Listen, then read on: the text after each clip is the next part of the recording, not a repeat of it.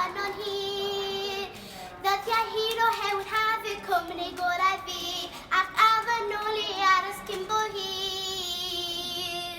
Hei, Mr. Urdd, am dy goch, gwyn a gweld, mae hwyl i gael y mob man yn dy goch.